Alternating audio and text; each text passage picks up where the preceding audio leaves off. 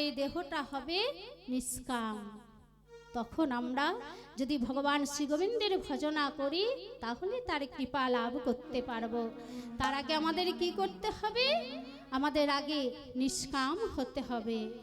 তা হ্যাঁ গো আমার বাবা মা, এত কিছু কথা বললাম, কিন্তু আমাদের বিশ্বকবি রবীন্দ্রনাথের কথা না বলে থাকা যায় না বাবা।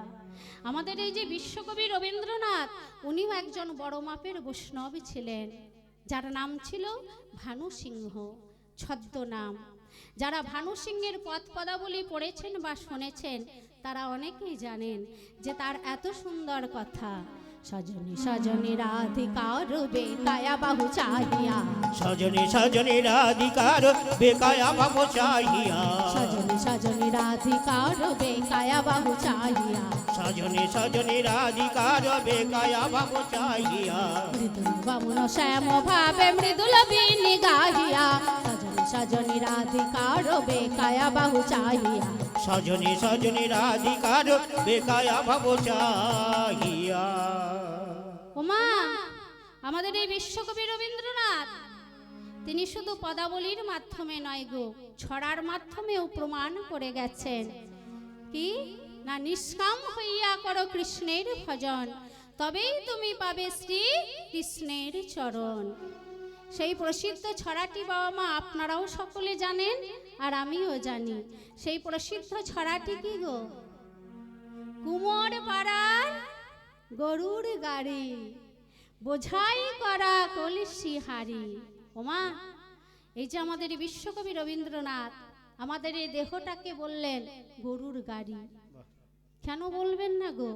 আমাদের এই দেহ গরুর গাড়ির মধ্যেই দেখুন মাটির হাঁড়ি কলসিগুলো থরে থরে সাজানো রয়েছে।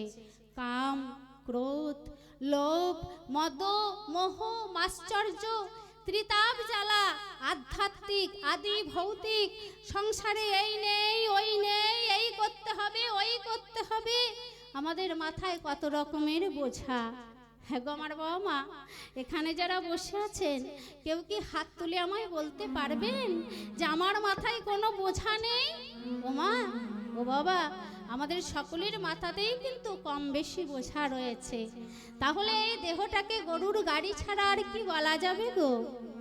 আর একটু বিশ্লেষণ করলে দেখা যায় যে এই দেহটাই হচ্ছে মাটির দেহ। মানুষের দেহ পঞ্চভূতের দ্বারা সৃষ্টি, ক্ষিতি, অপ, তেজ, মরুত আর বোম। ক্ষিতি মানে মাটি। এই মানুষ যখন মারা যায়, মানুষের দেহটা যখন সৎকার হয়, তখন এই পাঁচটি জিনিস কিন্তু পাঁচটিতে বিলীন হয়ে যায়, মিশে যায়। ক্ষিতি মানে মাটি, মাটির অংশ মাটিতে মিশে যায়। অপ মানে জল, জলের অংশ জলে মিশে যায়। তেজ মানে অগ্নি, আগুন, আগুনের অংশ আগুনে মিশে যায়। মরুত মানে বায়ু, বায়ুর অংশ বায়ুতে মিশে যায়।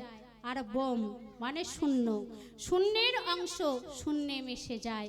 আর দেহটা সৎকারের পর দুমুঠো ছাই পড়ে থাকে, সেই ছাইও কিন্তু মাটির সঙ্গেই মিশে যায়। তাই কি বলছে গো, এ দেহ ভেঙে হয়